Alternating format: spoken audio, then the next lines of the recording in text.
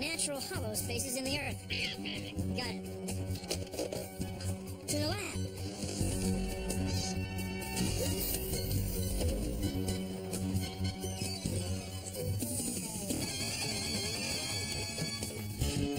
Dedicated to solving subterranean mysteries in the deepest, darkest parts of caves. Bill Nye the Science Guy. Bill Nye the Science Guy. Bill Nye the Science Guy. Science rules. Bill Nye the Science Guy. Inertia is an operity of matter. Bill Nye the Science Guy. Bill Nye the Science Guy. Brought to you by Stalactite Interior Designs. Fine crafts for your home, lovingly created the old-fashioned way. One drip at a time. We live where we can see. We live where the sun shines. But there are places all over the world where there's hardly any sunshine at all. They're not up where we live. No, they're deep, deep in the earth. They're caves. There are all kinds of caves with all kinds of living things in them. Caves form wherever material, or rock or ice, gets carried away from an underground space stiff enough to support a roof. So, there are caves under ice, caves under water, and caves underground. Caves can be almost anywhere. Take a look at this. It's our underground cave formation simulation model of science. Everywhere we go on the Earth's surface, there are rocks, layers of rocks. Now, some parts of the Earth used to be underwater. They used to be part of the ocean. So now we find places where there are layers of rocks made of ancient seashells. It's chalky rock, limestone.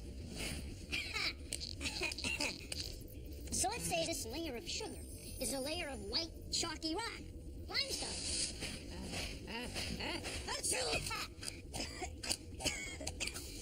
Now, when the ground gets soaked with water, like after it's been raining off and on for 300,000 years, the water flows through the ground like a river.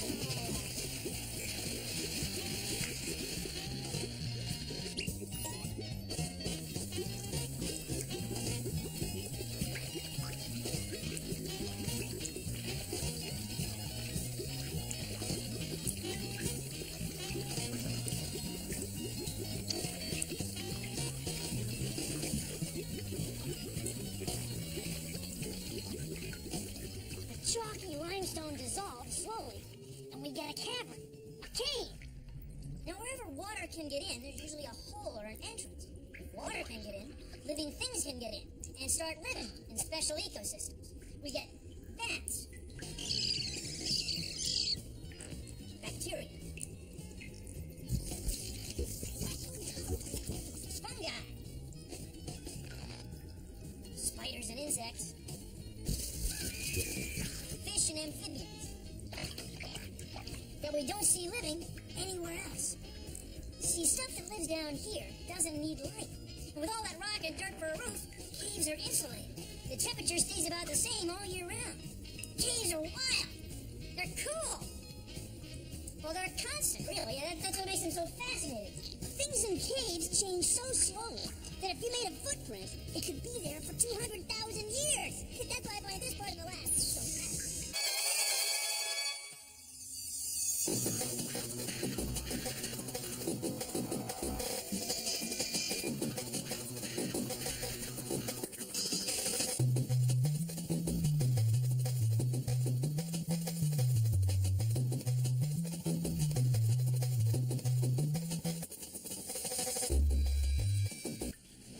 These rocks were formed by water, dripping. The water is loaded with minerals. The formation growing down from the top is called a stalactite. It holds tight to the ceiling. The formation growing up from the bottom is called a stalagmite. It might reach the roof. Both the stalactite and the stalagmite were formed by the same drops of water. Dripping, dripping, drip, like drip, like drip. The whole thing really starts on the surface. That water is coming from above the cave. As it drips through the rocks, it picks up minerals. When it falls down here, it leaves the minerals behind. After a while, they build up. This stalagmite is, 4 million years old. And you know what else? It's gotten ever so slightly bigger while we've been here. One drip at a time. Drip. Drip. Drip. Drip.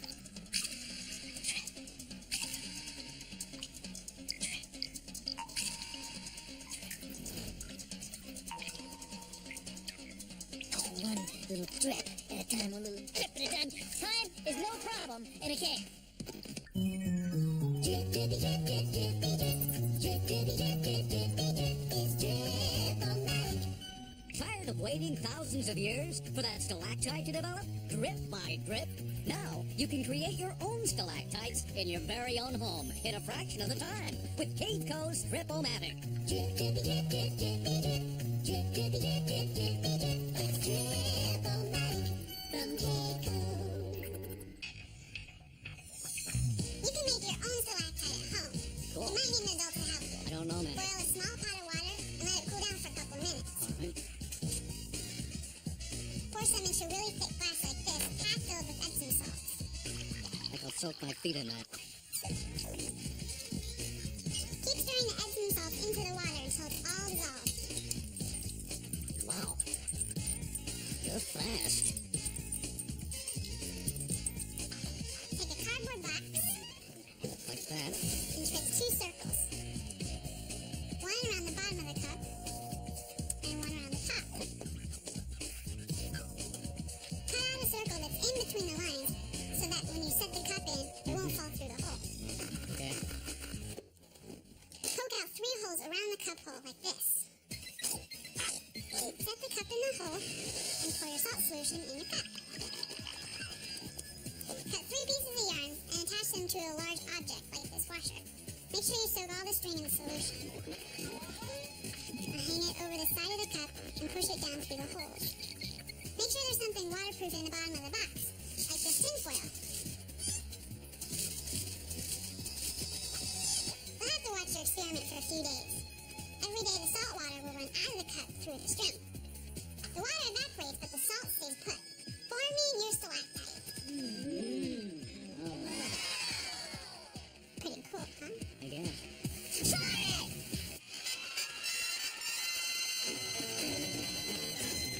From the home office in Carlsbad, New Mexico, I now hold in my hand tonight's top 10 list. The top 10 things overheard in a cave. Number 10, drip, drip, drip. Who left the water running? Number 9, I may be blind as a bat. Wait a minute, I am a bat. They're all different kinds of caves, but they're not all underground. This is a cave. It's a lava tube. A lava tube! Oh yeah, it's underwater. This is a cave. It's under ice. It's an ice cave. It was formed by this stream. Ice caves form in glaciers, slowly moving rivers of solid ice. And under them, and they usually have a stream flowing through them. The warmth of the flowing liquid water melts a tube in the glacier, and we get a cave, an ice cave. They're cold. Ice. Some caves are formed by fire. Hot lava. When a volcano erupts, hot molten rock, lava, flows out of it. Sometimes while the lava is flowing, the surface cools to form a roof, while the lava flows underneath. Eventually, when the lava stops flowing and drains away, we end up with a tube, a lava tube, a cave formed by fire. Lava, hot, ice, cold, hot, cold, caves, caves, formed by fire.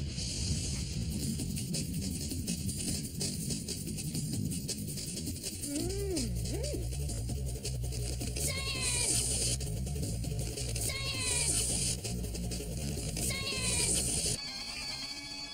You are watching Cave TV, the best underground broadcaster in the dark. If you're going to spend all winter in a cave without eating, try hibernation. What kinds of creatures live in caves? Let's go to the chart. Over here. The chart. First, you've got your troglodytes. It's from old Greek words that mean cave outsider, or cave guest, if you will. I will. So bats fly around outside the cave all night and come into the cave during the day to sleep. Go to sleep. And bears spend most of the year outside of the cave, but they go into the cave in the winter to sleep, to hibernate. Now birds, skunks, and moths, Oh? they live near the mouth of the cave, where there's just a little light, what we call the twilight zone. They're all troglodytes. Next, you got your troglophiles. That's from words that mean cave lover. These creatures love the deep, dark, wet environment of a cave. Who doesn't? Earthworms are troglophiles. Yeah. Finally, you got your troglodytes. That means the true cave dwellers. They're insects and spiders, amphibians, fish, crustaceans that all live in caves. They can't live anywhere else. In fact, these creatures are often blind, or they have no eyes at all. And they often have no color or pigment in their skin or shells. See, they're all cave creatures. Like, I'm a cave guest. Troglodytes. Come on. I love caves. Troglophiles. Because of all the cool things that live there. Hello? Troglodytes. Oh, my! It's a giant freshwater crustacean! Bill? With no pigment in its shell! Better run! Bill?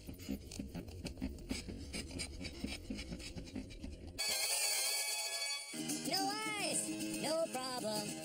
I will be just fine.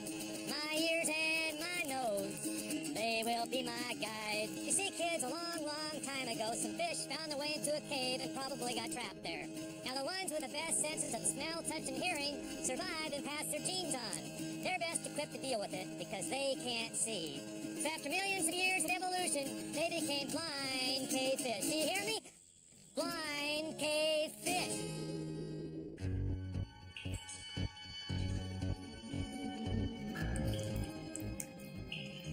It's wet. It's cool. It's dark. We're in a cave. And the temperature and the humidity, it's always about the same, all year round. That's because between us and the outside world, there's 250 meters of dirt. Meters and meters, football fields of earth. It's a good insulator. So the temperature and the humidity is nice and even all year round. That's why animals like to come in here to hibernate. It's comfortable. You never know what you're going to meet in a cave.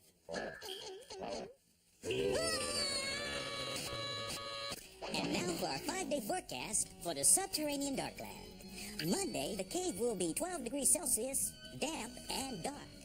Tuesday will be 12 degrees, dark, with a high probability of dampness. Wednesday morning starts off a chilly low of 12 degrees, peaking to a high of 12 degrees, with a 0% chance of sun. And on Thursday, will be 12 degrees, damp and dark.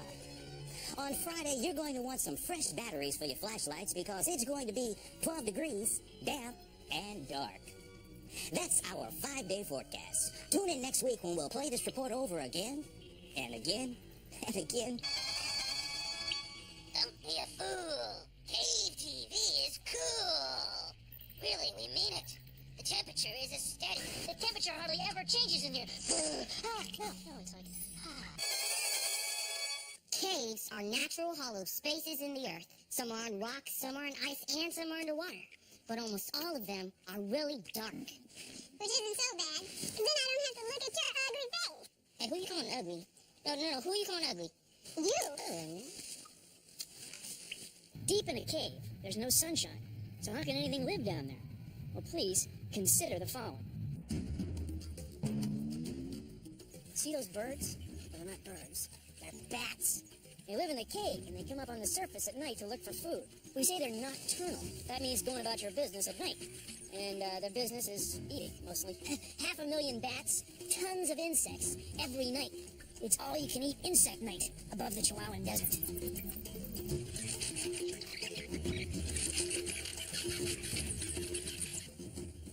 Even though bats live, to it, where the sun don't shine, their food, their energy comes from, if you will, where the sun do shine.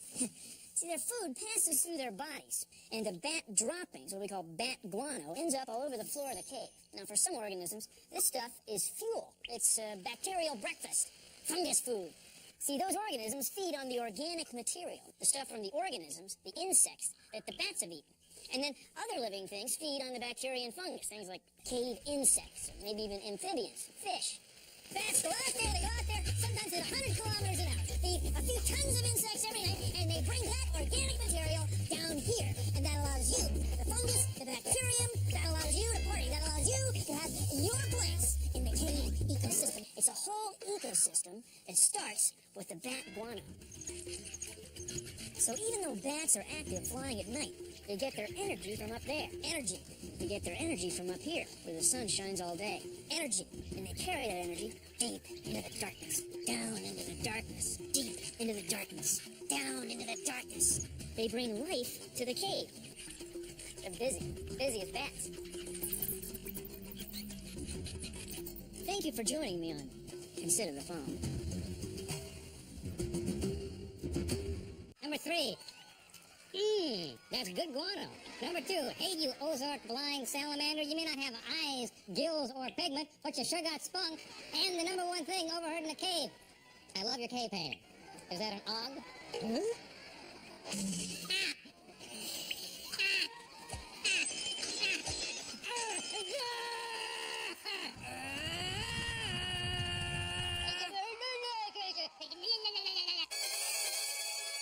As you may know, this is a cave, okay? And you're saying caves are dark and cold and I don't want to be involved in caves. Okay, because caves are scary, spooky. Caves are cool. See those stalagmites? See those? You hear them complaining? No, they love it here. They love it. Look, stalagmites were made for this place. No, wait, what I mean is this place made stalagmites. See, you'll never find a stalagmite like that with those sort of vampire drippies. You're never going to find that on the surface.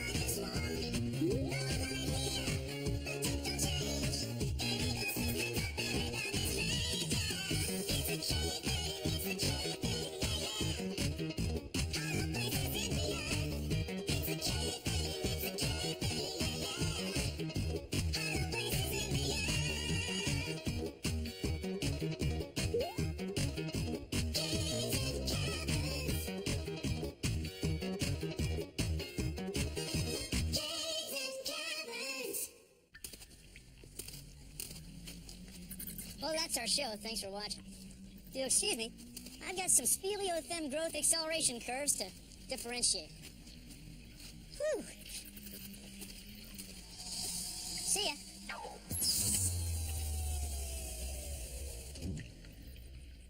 Produced in association with the National Science Foundation. Whatever this one leads. Sometimes the flow of the lava says yeah. Yeah, I was trying to shake the snow off my. Sorry. You got bats bringing in guano. That's a whole other situation. Bats bringing guano. You don't have that, in your kitchen cupboard. If you did, you would, well, it would be different. You never know